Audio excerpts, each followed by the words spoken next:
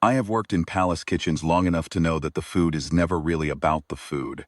It is about the person who carries it in, and the person who has to swallow it, and the enormous exhausting ceremony that lives in the space between those two people. Lift the lid just so. Bow at the precise angle. Recite the dish name in formal Velcharon. Back out of the room without turning your spine to the king. I had watched the senior chefs rehearse the sequence for 3 years. By the time King Edranu stopped eating, he had been eating fine before. Not enthusiastically. The Velshera do not eat the way humans do, not with appetite as we understand it, not with the little sounds of pleasure my mother used to make over a good pot of grain brew on a cold morning. They eat the way they do most things. Precisely, and with their faces arranged into something neutral and correct. But Edranu had eaten. Every morning, every evening, tray went in, and the tray came back lighter. Then his consort died, and the trays started coming back full. 6 days. I counted because I was the one assigned to scrub the returned platters. 6 days of Chamberlain Osvith, selecting the finest presentation dishes, the rarest ingredients flown in from 3 systems over. The most senior chef carrying the tray himself with both hands, and the formal bow and the citation. 6 days of it coming back without a fork mark in it. On the 7th day, Osvith called us all into the main kitchen and said quietly that the king's physicians were now involved, and that if anyone had an idea, he was willing to hear it. Was the most remarkable sentence I had ever heard the Chamberlain say, because Osvith did not ask for ideas from kitchen hands. He asked for correct execution of established procedures. Nobody spoke, I didn't either. I had an idea. It was not the kind of idea you say out loud in front of Osvith. I said it anyway. Let me try, I said. Not a formal service, just let me try. The look he gave me would have stripped paint from a hull. I was the human. I was third-tier kitchen staff, prepped root vegetables and scrubbed the heavy pots and was permitted, on good days, to manage the small hearthstone burner in the back corridor where the night staff kept their own kettles. I was not a chef. Did not know the formal service protocols beyond the basics. I had in 3 years never once set foot in the wing where the king slept. Osvith told me that my suggestion was noted and that I should return to my station.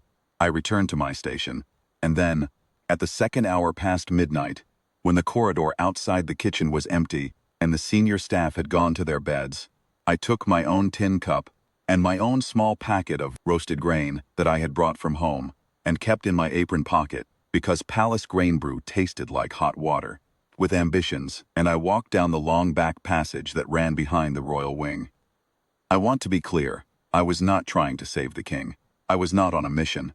I was tired, and I knew where the back hearth alcoves were, because there is one every 40 meters in the old part of the palace, built for the servants who used to sleep in the walls, and I wanted to make myself a proper cup before the second half of my shift. My mother's recipe.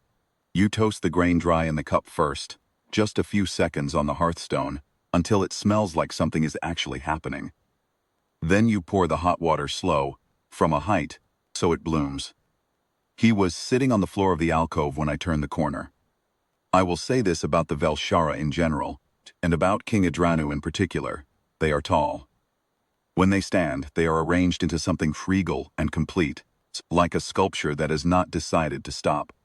Sitting on the floor of a servant's alcove in the dark, without his formal robes, wearing what I can only describe as a very plain version of whatever Velsharan nobility wear when they do not expect to be looked at, he was just a large, pale blue, very still person sitting against the cold wall with his knees up, and his hands loose in his lap and his eyes half open, fixed on nothing in particular. I did not bow. I should have bowed. I did not bow because I was startled, and then I did not bow because I had a tin cup in one hand and a small packet of grain in the other, and the moment had already passed, and bowing after the moment has passed looks worse than not bowing at all. I said, "Pardon me, I didn't know anyone was here." He looked at me. Not the way the Velshara usually look at the kitchen staff, which is a look that registers you approximately the way you register a wall fixture, with mild awareness of function and no particular attention to detail. He looked at me the way a person looks at another person when they have been alone for a long time and have forgotten that other people exist.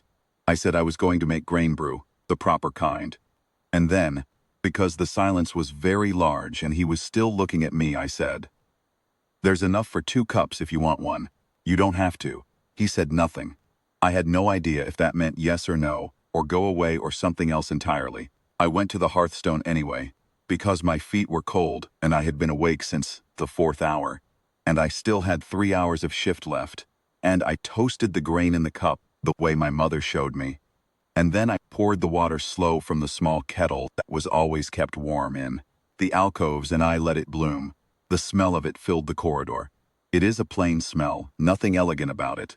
It smells like something ordinary that is doing its best. I poured a second cup without looking at him, and sat at the floor beside his knee, and went back to the other side of the alcove, and sat against the opposite wall with my own cup, and drank it. For a long time neither of us said anything. I heard him pick up the cup. I heard him drink. When my cup was empty, I got up and I said, "Good night." And I went back to the kitchen and I scrubbed pots until my shift ended. Osvith found me the next morning, before I had even taken off my coat. Face was a particular shade of pale that I had come to associate with moments when established procedures had been violated in ways he had not anticipated. He told me what I had done was a serious breach. He told me that entry to the royal corridor after hours without authorization was grounds for dismissal. He told me that I had not been authorized. I said, "Yes, sir." He told me I was to report to the East Anteroom, where someone wished to speak with me, and that I should understand that this was not a good thing. The East Anteroom is where they deliver bad news formally. I had never been in it before. It is a small, quiet room with a single window that looks out onto the palace garden, and it has chairs that are too nice to be comfortable. I sat in one and waited. King Idranu came in alone. He stood for a moment and looked at me, again that look, the one that actually sees you.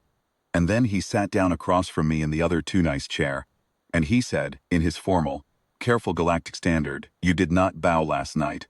I said, "No, sir, I forgot." He said, "You did not perform the service protocol." I said, "Sir, I was just making myself a cup." He was quiet for a moment. Then he said, "It tasted like something I remember.